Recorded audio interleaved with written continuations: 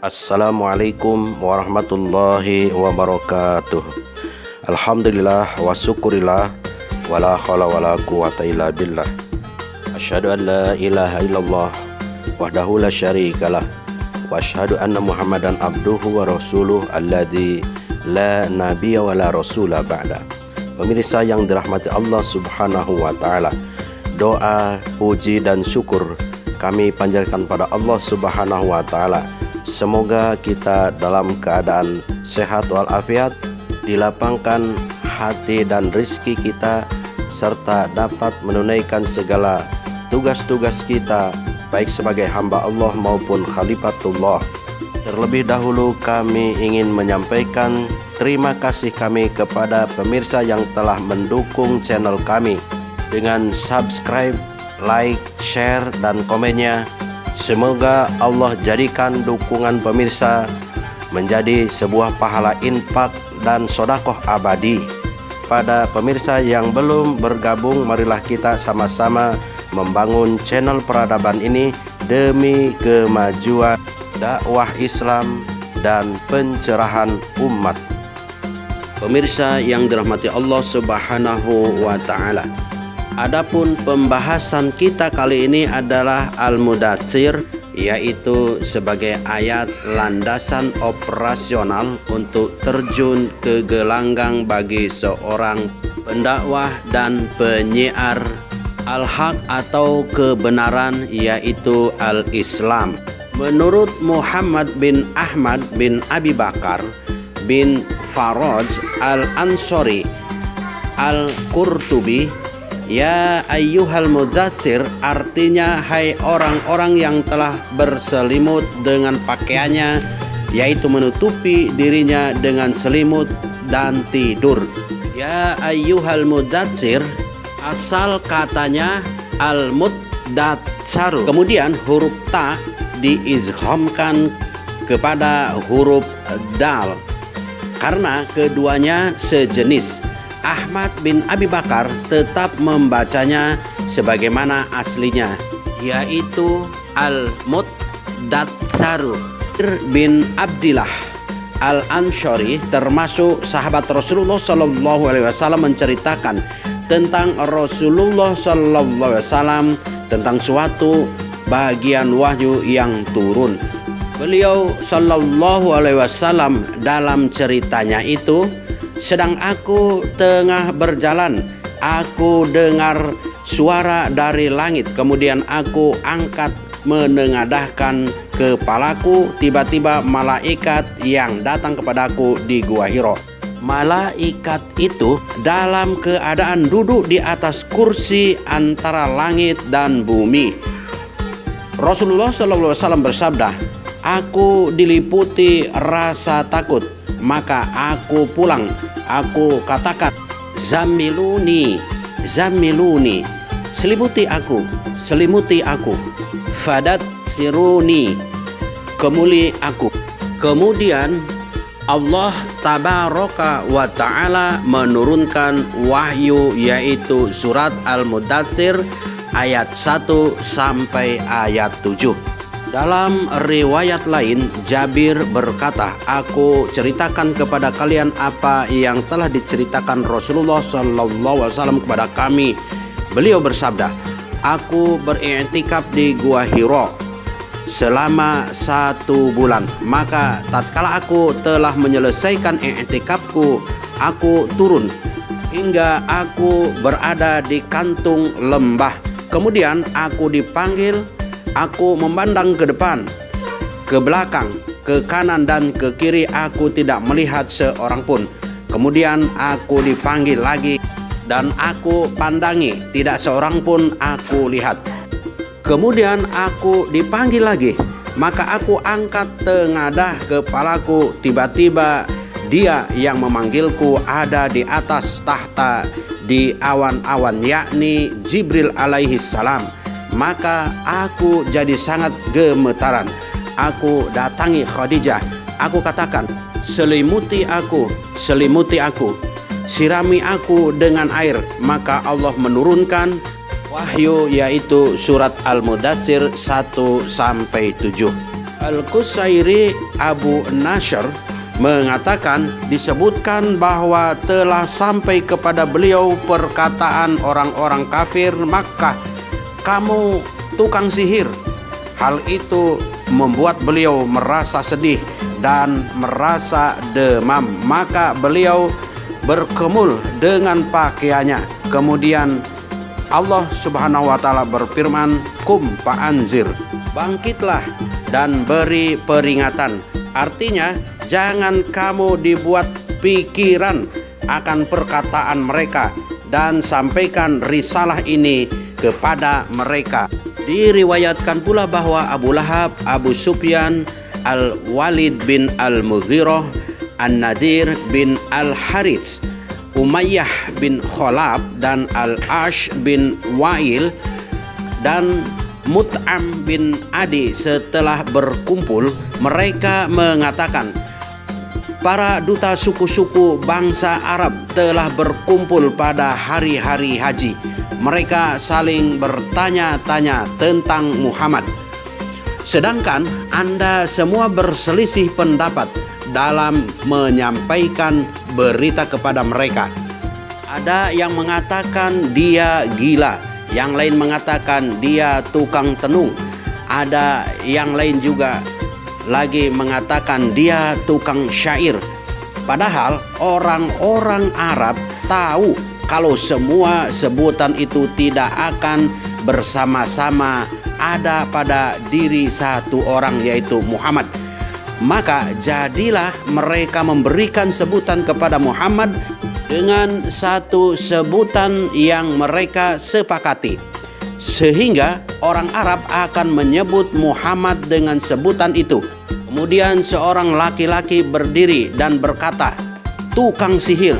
Al-Mughirah berkata, "Saya mendengar kalam Ibnul Abarros dan Umayyah bin Abi As-Salt, dan tidak ada dari keduanya yang bisa menyerupai kalam Muhammad."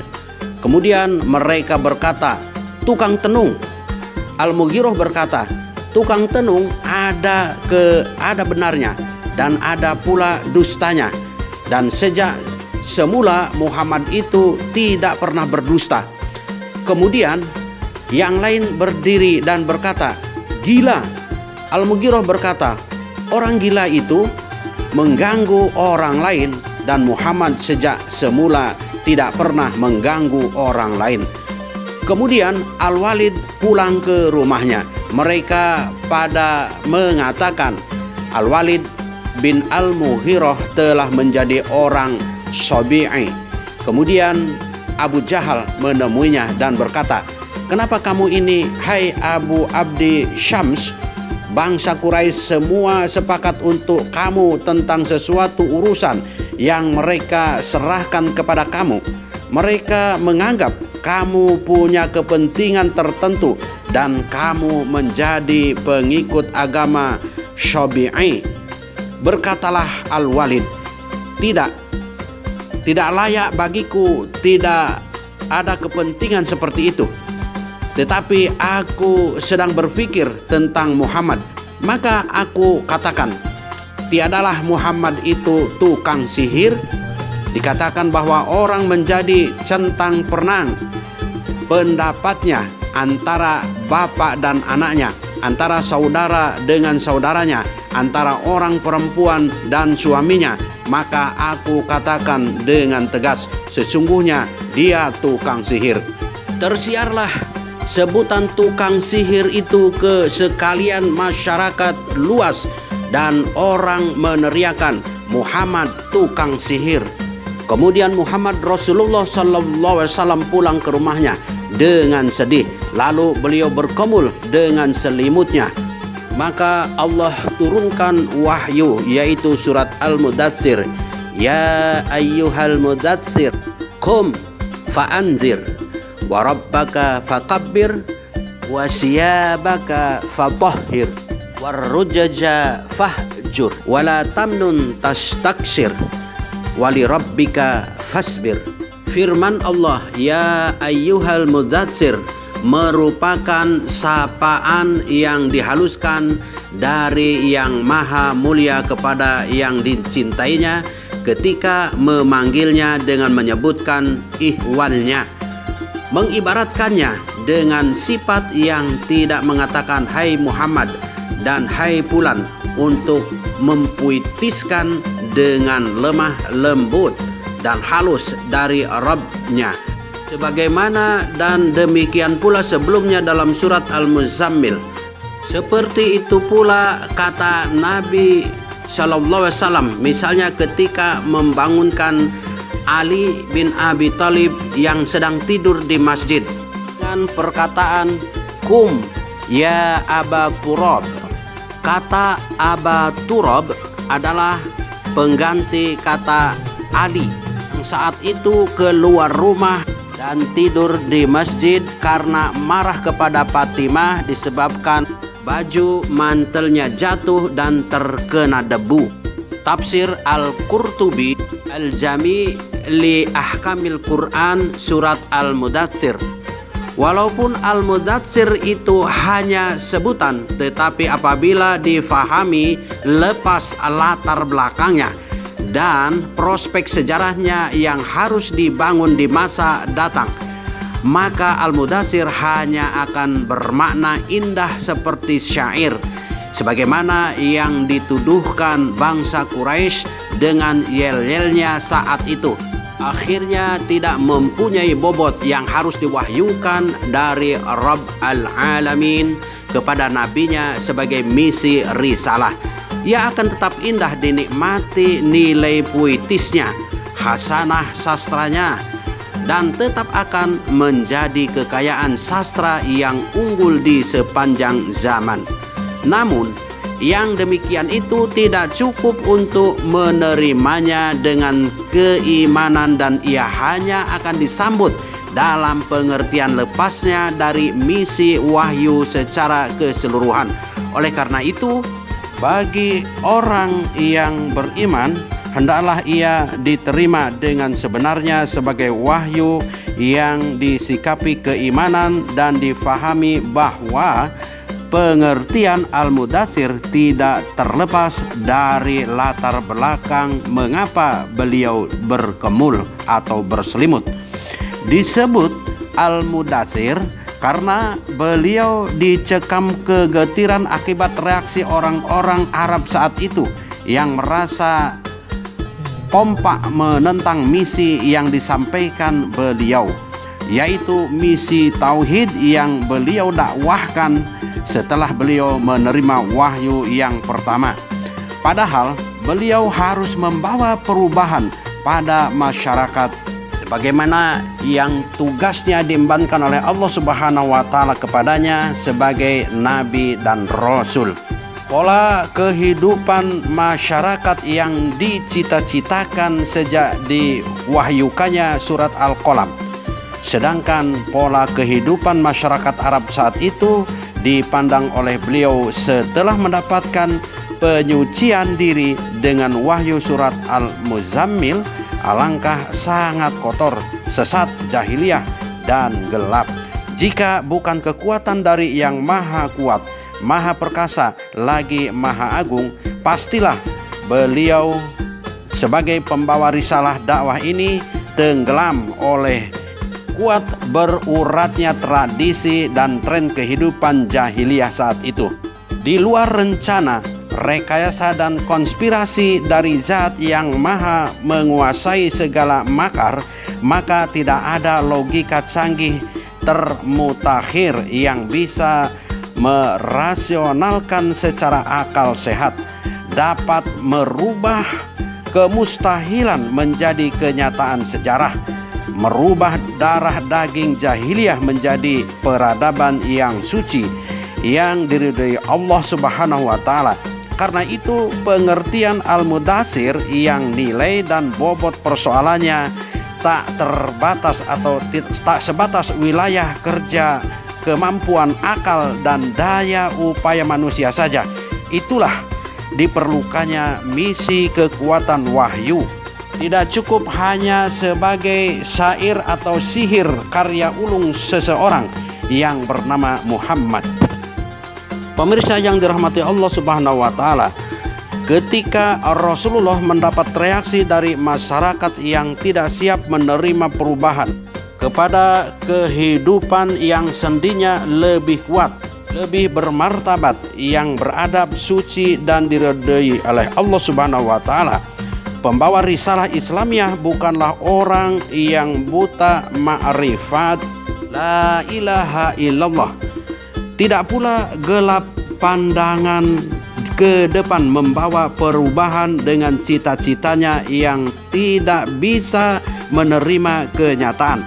Apalagi akidah telah dipancangkan kuat dengan telah dikukuhkannya iman dengan kesadaran yang benar dan tumbuh dari akar yang kuat, yaitu wahyu Allah dalam surat Al-Alaq. Kemudian visi ke depan telah pula dicanangkan dengan cita-cita Qur'ani yang kuat yang lahir karena kesadaran berikra dengan surat Al-Qalam, yaitu cita-cita membangun kehidupan yang diwahyukan menjadi tajam dan jiwanya menjalani operasi penyucian dan kualitas rohaninya menjadi handal dengan menjalani tempaan secara tekun, cermat, dan konsisten dalam paket binaan yang langsung didesain oleh Allah Subhanahu wa taala dalam surat Al-Muzammil, tanpa melibatkan banyak interpretasi akal manusia. Paket binaan yang formula dan dosisnya akurat. Kualitas generasi Islam yang demikian sungguh bukanlah profil generasi yang lemah muru'ah atau personalitinya.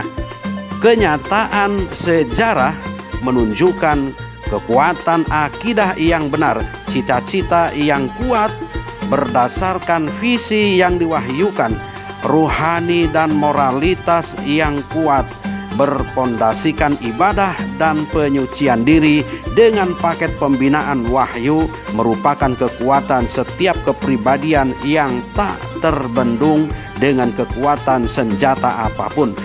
Profil Al-Mudatsir adalah pribadi yang dibentuk wahyu sedemikian rupa.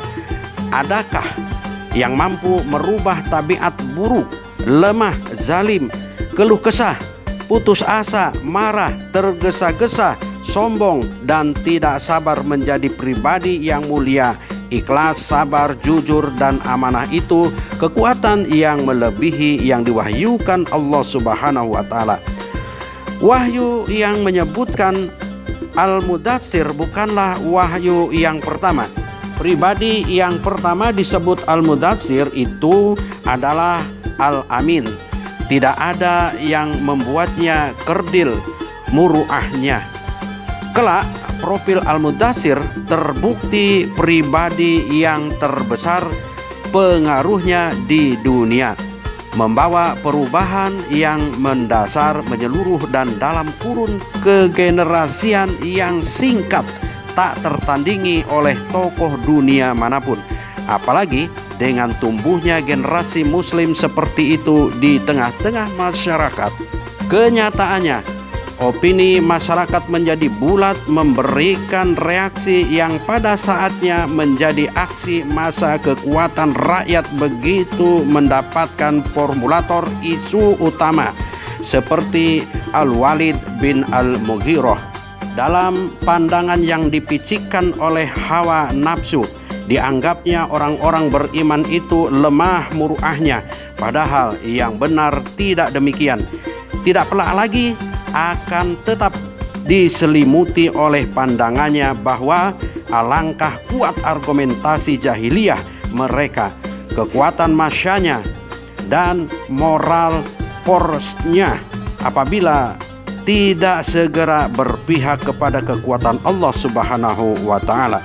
Pemirsa rahimakumullah, profil yang disebut Al-Mudatsir ternyata yang mendapatkan perintah untuk memberi peringatan kepada sekalian manusia dan perintah Allah untuk memahabesarkannya semata dengan keesaannya.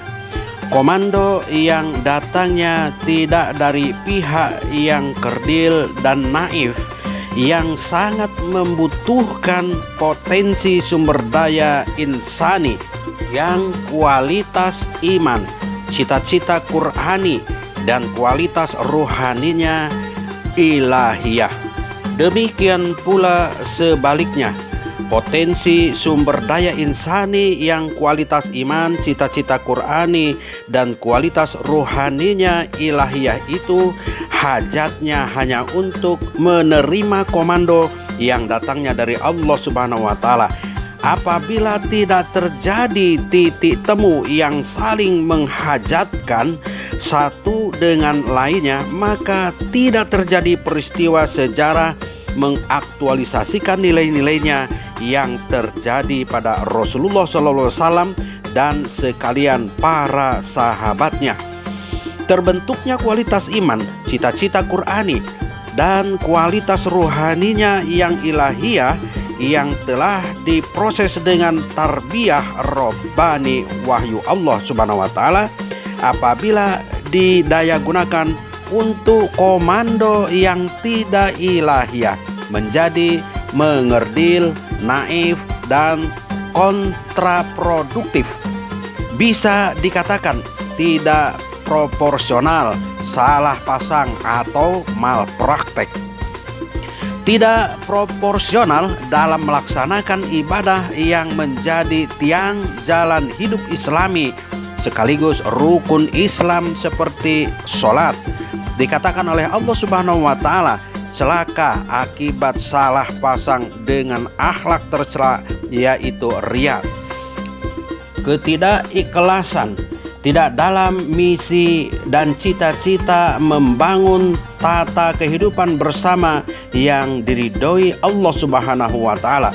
A'udzubillahi minasyaitonirrajim. Fawailul lil musallin alladzina hum an salatihim sahun alladzina hum yura'un wa yamna'unal ma'un. Maka celakalah bagi orang-orang yang sholat, yaitu orang-orang yang lalai dengan sholatnya, orang-orang yang berbuat riya dan enggan menolong dengan barang berguna. Surat Al-Ma'un ayat 4-7. Riya ialah melakukan sesuatu amal perbuatan tidak untuk mencari keridhaan Allah Subhanahu wa Ta'ala, tetapi untuk mendapatkan pujian atau kemasyhuran di masyarakat. Salah pasang pada masalah hak dan kewajiban dalam urusan individu bisa menjadi dosa besar seperti syirik. Salah pasang pada hak dan kewajiban seorang individu dengan Rabb-nya, di mana ia harus menyembah selain Allah Subhanahu wa Ta'ala. Zina, salah pasang pada hak dan kewajiban seorang individu dengan individu lainnya dalam masalah hubungan laki-laki dan perempuan. Maka bagaimana pula halnya apabila salah pasang itu menyangkut masalah yang mempunyai sebab akibat yang meluas dalam kehidupan masyarakat atau kehidupan bersama? Tentu dampaknya tak dapat dikatakan kesalahan yang kecil. Selamat dari kesalahan yang kontraproduksi dan naif itu menjadikan orang beriman yakin, penuh kepercayaan diri, tanpa ragu-ragu turun ke gelanggang membawa misi Quran, bangga dengan kebenaran, tidak gampang termakan isu fitnah, dan tidak pula mudah dikerdilkan oleh selain Allah Subhanahu wa Ta'ala, karena hanya Allah yang maha besar dan di hadapan Allah semua makhluk kecil. Orang beriman yang memproseskan pembinaan dirinya dan pembentukan sumber daya insaninya dengan tarbiyah Rabbani wahyu Allah, kualitas iman, cita-cita Qur'ani, dan kualitas rohaninya secara ilahiyah akan menjadi kualitas yang overdosis apabila didaya gunakan hanya untuk melaksanakan tugas yang diinstruksikan sesama manusia yang komandonya tidak ilahiyah, seolah-olah sia-sia saja memproseskan pembinaan diri dan pembentukan sumber daya insaninya dengan tarbiyah robbani wahyu Allah apabila hanya untuk mengakomodasikan kepentingan manusia baik dengan akal maupun hawa nafsunya. Oleh karena itu, kualitas iman, cita-cita Qur'ani dan kualitas ruhaninya yang ilahiyah, jika ia adalah tenaga kerja hanya menghubungkan lowongan kerja yang datangnya diwahyukan Allah Subhanahu wa taala, jika ia adalah kader militan hanya siap melaksanakan komando yang datangnya diwahyukan Allah Subhanahu wa taala. Demikian pula jika ia adalah aktivis perubahan sosial, aktivis gerakan amar ma'ruf nahi munkar, kekuatan reformasi politik, ekonomi, hukum, dan bahkan militer, karena komando yang tidak ilahiyah dari selain Allah Subhanahu wa taala sangat mengerdilkan, naib, dan kontraproduktif bagi kualitas iman, cita-cita Qur'ani, dan kualitas rohaninya yang ilahiyah. Inilah kenyataan yang diderita umat Islam saat ini. Kesalahan besar yang tidak dilakukan Rasulullah SAW beserta para sahabat dalam menjayakan Islam dan umatnya. Akibat kesalahan fatal itu, umat Islam tak kunjung lepas dari petaka dekadensi kualitas iman, cita-cita Qur'ani, dan kualitas ruhaninya yang ilahiyah. Profil Al-Mudatsir yang bukan karena kelemahan muruahnya ditampilkan di medan aksi di mana masyarakat seperti batu-batu besar yang telah mapan posisinya dalam kejahiliahan dalam kurun waktu generasi demi generasi, seolah-olah hanya bisa dirubah posisinya dengan guncangan dahsyat kiamat yang berarti menjadi hancur beterbangan seperti kafats. Persoalannya bukan hanya sekedar tampil di medan kehidupan masyarakat jahiliyah seperti aktor seni sedang pentas, juga tidak sekedar ceramah memberi peringatan kepada mereka, tetapi di sana menyampaikan ancaman bahwa pola kehidupan mereka yang sudah mendarah daging berurat berakar ratusan tahun itu, sosok Al-Mudatsir ditampilkan di medan kehidupan masyarakat itu dalam rangka merubah mereka kepada jalan hidup yang diwahyukan Allah Subhanahu wa taala. Perubahan seluruh segi, sejak akidah, pola pikir, peribadatan ritual hingga pandangan moralnya. Apalagi Rasulullah SAW saat itu memandang dirinya yang tidak banyak dukungan melebihi kesetiaan istrinya, yaitu Khadijah. Pemirsa yang dirahmati Allah Subhanahu wa taala, kelak profil Mudatsir mendapatkan ketentuan dari Allah dan sejarahnya membuktikan adanya sunnah yang terdiri dari persyaratan-persyaratan. Yang pertama, tidak meliputi jalan kecuali dalam kebenaran ayat-ayatnya, dan jalan itu hanya satu dari Allah Subhanahu wa taala. Aku tidak mengikuti kecuali apa yang diwahyukan kepadaku. Al-An'am ayat 50. Kemudian ditempuh tidak hanya dalam pengertian pribadinya, tetapi dengan memenuhi pula syarat, tidak dengan cara perpecahan antara diri Mudatsir dengan jamaah lain yang mengikutinya. Dalam surat Yusuf ayat 108 Allah Subhanahu wa taala berfirman, "Katakanlah, inilah jalan agamaku, aku dan orang-orang yang mengikutiku mengajak kamu kepada Allah dengan hujah yang nyata." Maha suci Allah dan aku tiada termasuk orang-orang yang musyrik. Kemudian tidak parsial, bagian yang satu terlepas dari bagian lainnya, menjadi bermacam-macam jalan yang tidak memadai untuk diistiqomahi antara yang satu dengan yang lainnya, sebagaimana yang disebutkan Allah Subhanahu wa taala dalam surat Al-An'am ayat 153, dan bahwa yang kami perintahkan ini adalah jalanku yang lurus, maka ikutilah dia dan janganlah kamu mengikuti jalan-jalan yang lain, karena jalan-jalan itu mencerai-beraikan kamu dari jalannya. Yang demikian itu diperintahkan Allah kepadamu agar kamu bertakwa.